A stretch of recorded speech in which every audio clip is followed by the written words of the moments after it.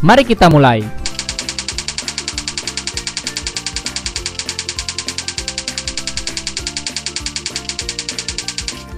Hari ini kita akan mempelajari tema 6 menuju masyarakat sehat, subtema 3, masyarakat sehat, negara kuat, pembelajaran pertama. Yang pertama kita akan mempelajari muatan PPKN tentang tanggung jawab sebagai warga negara. Tanggung jawab memiliki kaitan erat dengan hak dan kewajiban. Sebagai warga negara Indonesia yang sadar terhadap hak dan kewajiban, salah satu sikap yang harus dikembangkan yaitu cinta tanah air dan bangsa. Sikap tersebut dapat ditunjukkan dengan beberapa cara sebagai berikut. Yang pertama, menggunakan produk-produk dalam negeri hasil karya anak bangsa. Yang kedua, memperkokoh persatuan dan kesatuan dengan cara saling menghargai, serta menjaga nama baik bangsa dan negara. Bentuk-bentuk sikap dan perilaku warga negara yang mencerminkan perwujudan tanggung jawab terhadap negara dan bangsa antara lain sebagai berikut. Yang pertama, belajar dengan baik agar kelak menjadi penerus bangsa. Yang kedua, selalu membela nama baik negara sendiri dan mengabdi kepada negara dengan penuh rasa ikhlas.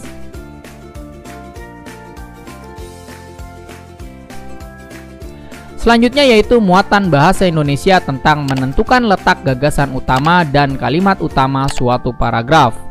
Gagasan utama merupakan pokok pikiran dari sebuah teks. Gagasan utama dapat terletak di awal, tengah, akhir atau awal, dan juga di akhir paragraf. Kita dapat menentukan gagasan utama dalam kalimat utama. Kalimat utama merupakan kalimat inti dalam sebuah paragraf. Kita dapat menemukan gagasan utama dalam sebuah paragraf dengan membaca teks secara keseluruhan. Dengan begitu, kita dapat menentukan kata kunci teks tersebut. Setelah menemukan gagasan utama dan kalimat utama dalam sebuah teks, kita dapat menyajikannya dalam berbagai bentuk, salah satunya dalam bentuk tabel. Bacalah teks berikut dengan cermat. Pandemi COVID-19 di Indonesia. Pandemi COVID-19 belum sepenuhnya berakhir.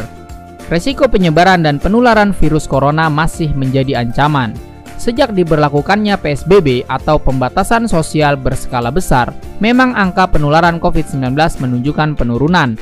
Beberapa daerah pun mulai berencana akan tidak lagi memberlakukan PSBB. Namun, pada kenyataannya pandemi virus corona belum berakhir dan masih mengintai setiap waktu. Untuk itulah santer terdengar kita akan memasuk pada kondisi new normal. New normal dalam kondisi pandemi masih berlangsung, berarti kita harus hidup berdampingan dengan virus corona sambil melakukan aktivitas sehari-hari dengan adaptasi yang baru, yaitu dengan tetap memiliki kewaspadaan tinggi agar tidak tertular COVID-19. Salah satunya dengan mematuhi dan melakukan protokol kesehatan seperti yang dianjurkan oleh pemerintah. Kita akan menemukan atau menuliskan gagasan utama dan kalimat utama dari setiap paragraf di dalam teks tersebut dalam bentuk tabel. Perhatikan baik-baik ya nak. Di paragraf pertama, gagasan utamanya di situ tentang penyebaran virus corona. Sedangkan kalimat utamanya ialah pandemi COVID-19 belum sepenuhnya berakhir, berada di awal paragraf. Sedangkan paragraf kedua, gagasan utamanya yaitu tentang adaptasi terhadap keberadaan virus corona. Sedangkan kalimat utamanya yaitu terletak di awal kalimat juga. Kita harus hidup berdampingan dengan virus corona dengan memiliki kewaspadaan tinggi agar tidak tertular COVID-19. Jelaskan atau pahami baik-baik ya nak.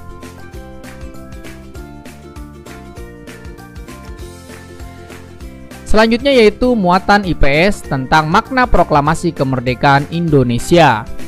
Ayo kita ingat kembali makna proklamasi kemerdekaan bagi bangsa Indonesia.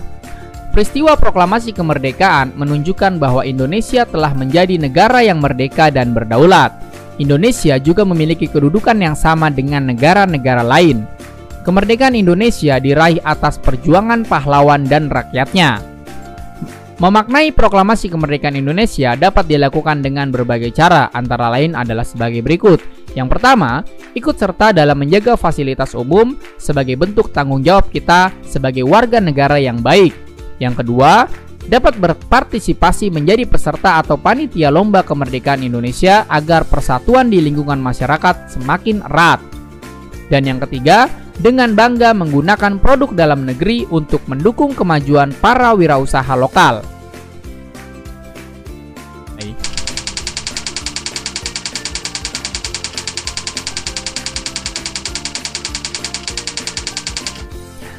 Hari ini kita akan mempelajari tema 6 menuju masyarakat sehat, subtema 3 masyarakat sejahtera negara kuat, pembelajaran kedua. Yang pertama kita akan mempelajari muatan SBDP tentang jenis reklame, poster, dan brosur. Ingatkah kamu tentang reklame? Reklame adalah cara untuk mempromosikan, memperkenalkan produk serta kegiatan tertentu kepada masyarakat. Jenis reklame yang sering dijumpai di jalan umum yaitu poster dan brosur. Poster adalah reklame berupa selembar kertas dengan ukuran lebih besar yang berisi informasi disertai gambar yang menarik. Poster biasanya diletakkan dan dipajang di tempat umum atau tempat yang sudah disediakan. Di dalam poster terdapat judul poster, nama penyelenggara, informasi terkait isi poster, dan juga kontak yang dapat dihubungi.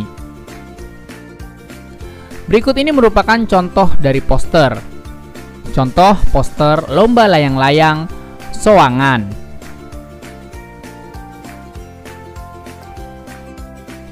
Salah satu jenis reklame lainnya adalah brosur.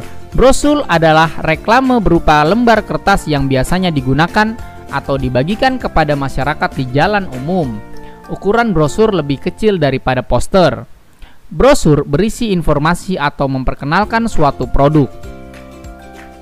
Sama seperti poster, brosur juga terdapat judul, nama penyelenggara, informasi terkait isi brosur, dan kontak yang dapat dihubungi. Berikut ini merupakan contoh dari brosur lomba melukis layang-layang.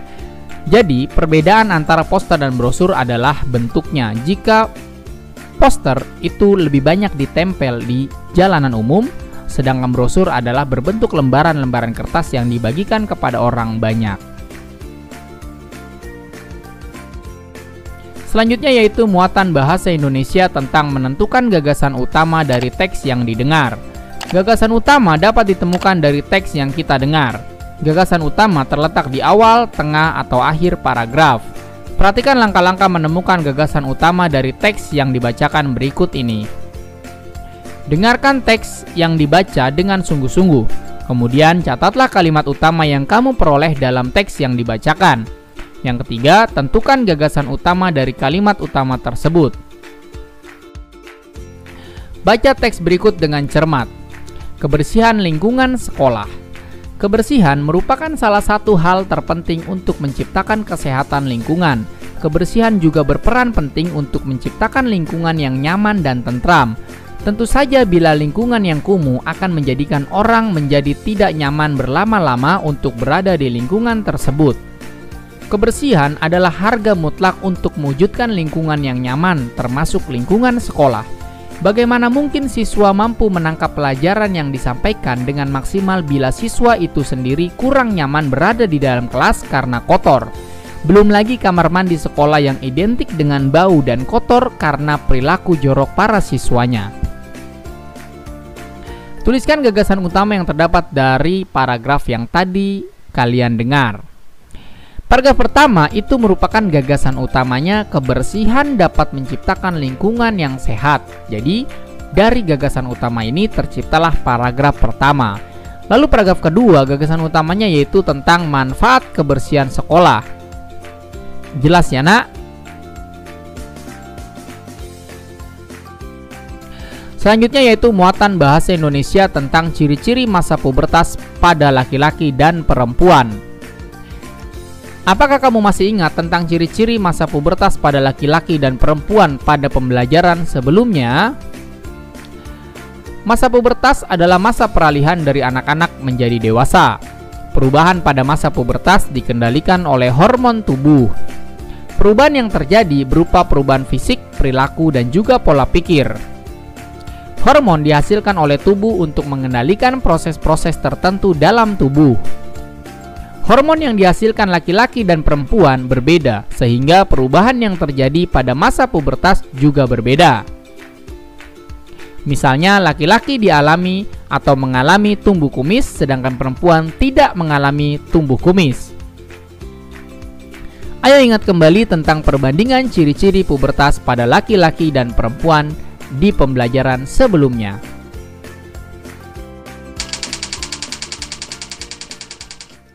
Terima kasih.